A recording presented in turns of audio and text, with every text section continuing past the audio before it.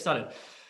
Hello everybody, my name is Jay. I'm one of the expert TOEFL teachers here at E2 Language. What we're going to do in this live class is TOEFL writing task number 1, which is the integrated essay. Let's get started. So in today's class, firstly, I'm going to describe the task to you. We're going to talk about the importance of note-taking, and we will do some note-taking practice. I'm going to show you a suggested structure that you can take with you on test day in your brain. So it's not cheating. It's not in your pocket. It'll be in your brain. Then we're actually going to write one of these integrated essays, because the only way to do this is to actually do it. Should I say the only way to improve, the only way to gain confidence is to do it. And once you've done this once using this suggested structure, your confidence will increase enormously. Because it seems difficult, but what I'll show you will make it a lot simpler, okay? Which is good. First of all, let me describe the task to you. This is a screenshot of the actual TOEFL. So these are the instructions that you will see on test day. Let's read them now, because you don't want to be reading these on test day and getting confused. Let me read this. It says, for this task, you read a passage about an academic topic. A clock at the top of the screen shows how much time you have to read. You can take notes on the passage while you read. The passage is then removed and you listen to a lecture on the same topic. While you listen, you can also take notes. You'll be able to see the reading passage again.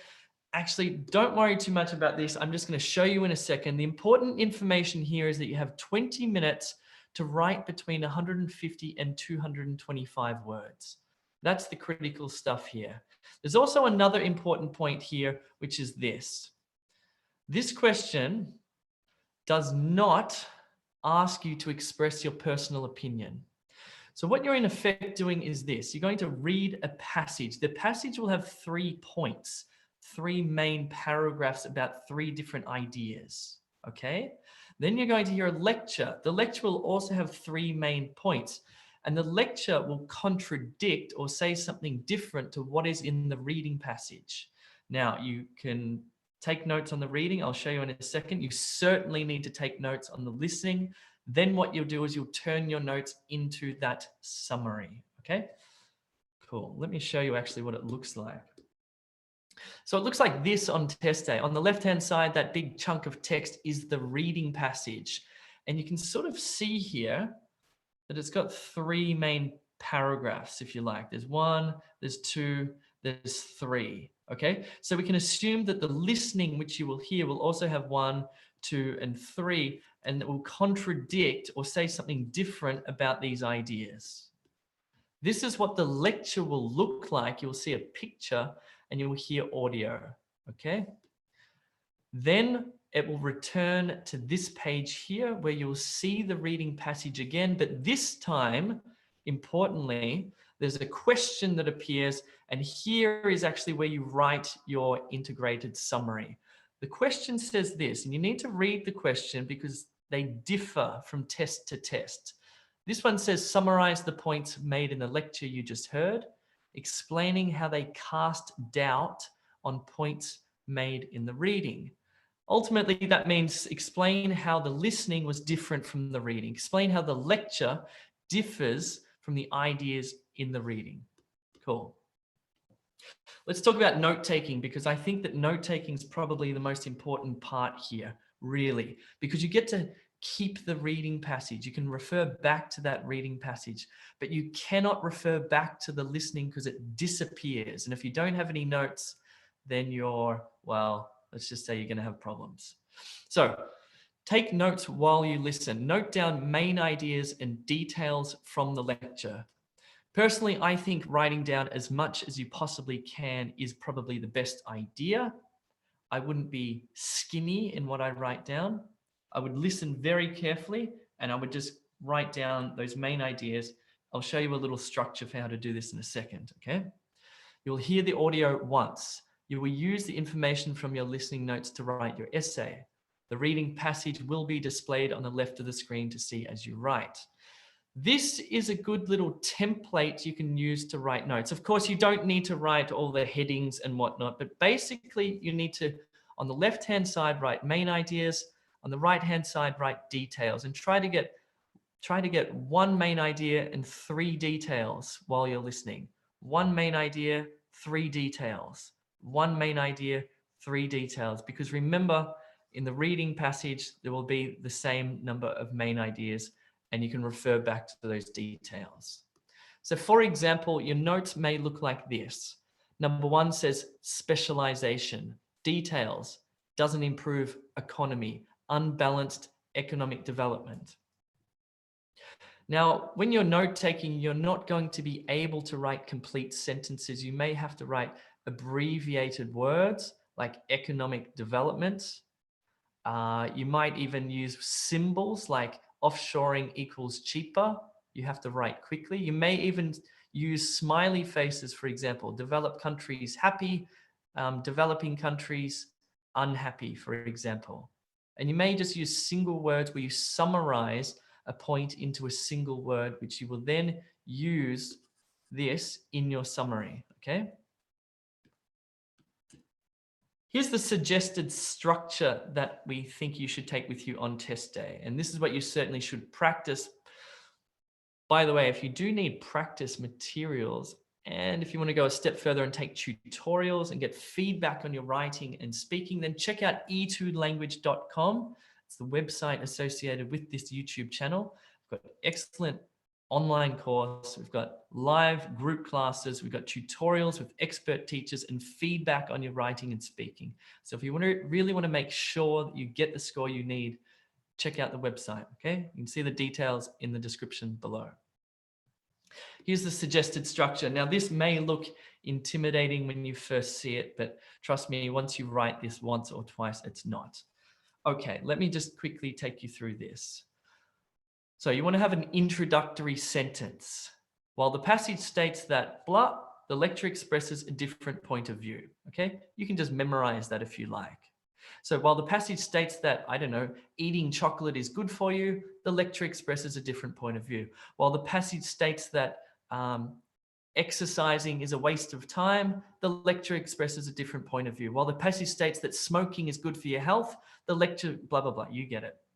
Then you want to write your first, second, and third paragraph. There's a few things going on here. First, the passage claims that first main idea. The reading claims that first main idea. It argues that details. However, the lecture states that opposing main idea. This is evident in details. Second, the passage asserts that second main idea. You get the point. Now, you don't need to memorize this structure or this template word for word. What you need to do is just practice using it a few times, and you will automatically sort of, well, memorize it / create your own anyway. Let's just have a closer look at some of the verbs and some of the reasons why we write it this way. So if we look at the verbs here, you can see that they're in the present simple. While the passage states, the lecture expresses. So we're using these reporting verbs, a very nice academic way to write. The passage claims, it argues. However, the lecture states. The passage asserts. The lecture states. The passage argues. The lecture states. So we've used a range of different verbs, expresses, states, claims, etc. Argues. Argues.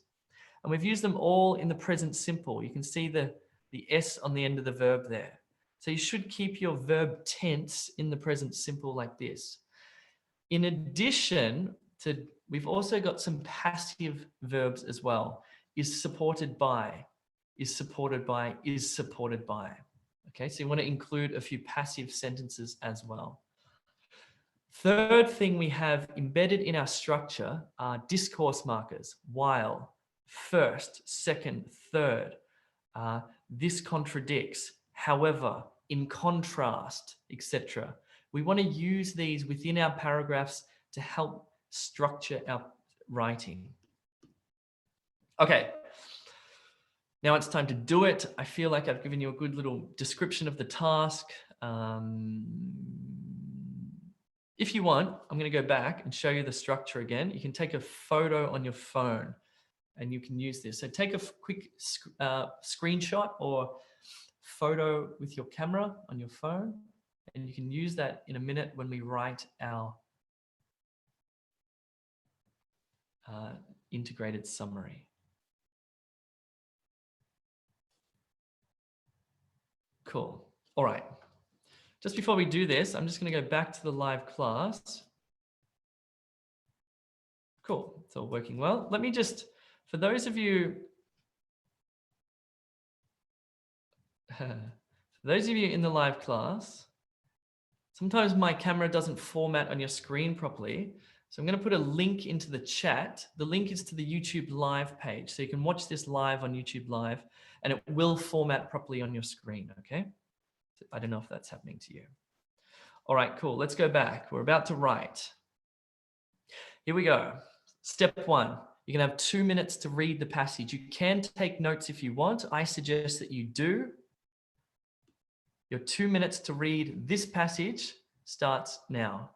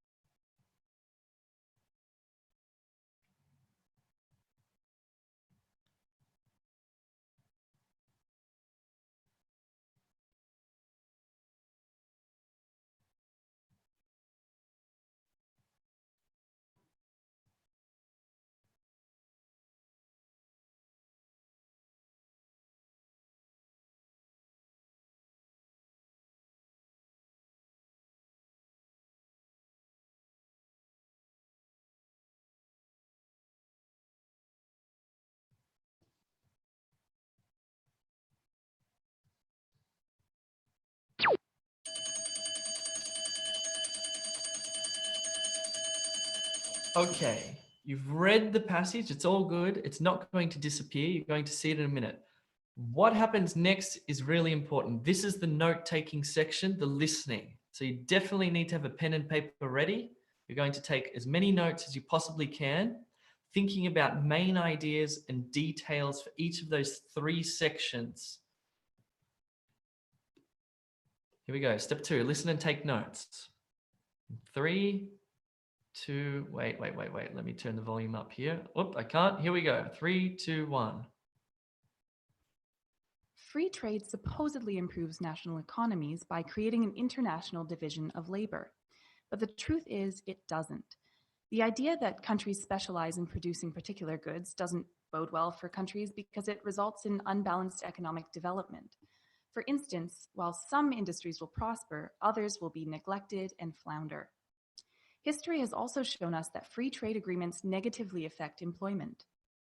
The main reason for this is that manufacturers don't necessarily employ local people, and they don't necessarily build their factories on shore. What tends to happen is that they find the cheapest option, which is usually offshore production and labor.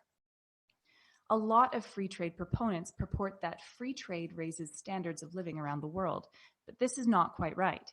In fact, it usually only favors rich countries. Poorer, developing countries usually bear the brunt of free trade agreements because they are the ones who produce the goods at the rock bottom prices and do not participate in the economic benefits.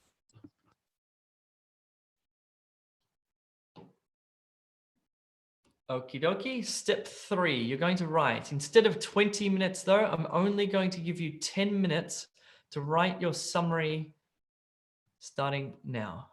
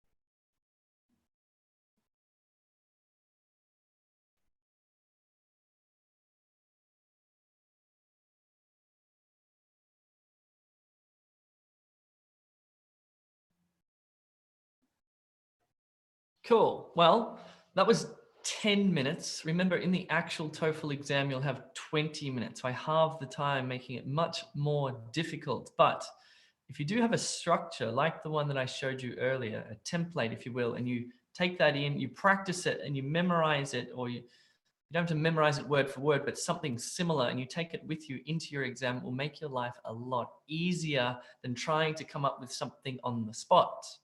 Cool. Let's have a look at a model essay. I'm going to show you the one that I wrote, which is good. Let's have a look. So model essay. So I'm just going to read your mind. This is 203 words. See if, I want you to double check a couple of things. I want to see if you used a similar structure with the introductory sentence and 3 paragraphs. Within each paragraph, it has the idea from the reading passage, contrasting the idea from the listening passage with main idea and details. Yes, see if you also use the similar verbs as me. So I said, while the passage states that free trade is advantageous, the lecture expresses a different point of view. So from the reading passage, the main overall idea was that free trade is a good thing or advantageous. And the listening expressed a contrarian, a different point of view, the opposite. It said it's disadvantageous, if you will. First, the passage claims that free trade means that each country will specialize in certain production, main idea, details, leading to efficient utilization of resources. It argues that this will lead to economic growth. Listening, contradictory idea. However, the lecture states that too much specialization will result in unequal economic and industrial development. So I've got the 2 ideas side by side in the one paragraph. Paragraph 2, second, the passage asserts that free trade will create more opportunities for employment as a result of increased production. Details, this is supported by the claims that a larger labor force will be needed to meet the global demand for goods and services. Lecture, this contradicts the lecture, which states local jobs may be compromised by free trade. Details, this is supported by evidence that many manufacturers choose to employ offshore or foreign workers due to cheaper labor costs. That second paragraph was about employment. The reading passage suggested that it was good for employment. The lecture suggested that it was bad for employment. Last one, paragraph 3. Third, the passage argues that free trade will increase national prosperity and the standard of living globally. However, the lecture states that, in contrast, it will create poorer conditions for people around the world. Details, this is supported by the assertion that many multinational companies hire workers in developing countries under exploitative conditions and that these countries do not benefit economically from free trade. That's 203 words. That would result in a top score for TOEFL writing. So hopefully yours looked something similar to that. Cool, guys, if you need help with your TOEFL in any which way, you might want to go to E2 Language, sign up for a free account. You can then, if you need extra help, you can sign up to a paid account for tutorials, one-on-one, 45-minute tutorials with experts, feedback on your essay. If you don't know if you've done it well or whatever, we will give you feedback. Practice material, good quality practice material that resembles the real thing you'll see on test day, as well as you can join in these live classes. I might also suggest that if you're on YouTube and you're watching this, click the like button, leave a lovely comment. I like lovely comments, they're nice. Cool, I'm just gonna go and answer a few questions in the chat. Then I think I'm gonna go and have some lunch. So what have we got? Nice, okay, so a few people have put their notes into the chat. That's good. Good question. Do you need to count each word? No, it automatically counts the words for you. You'll see it on the screen, your word count. You do not have to count each word, which saves a lot of time. Good question. Any other questions? Any other questions?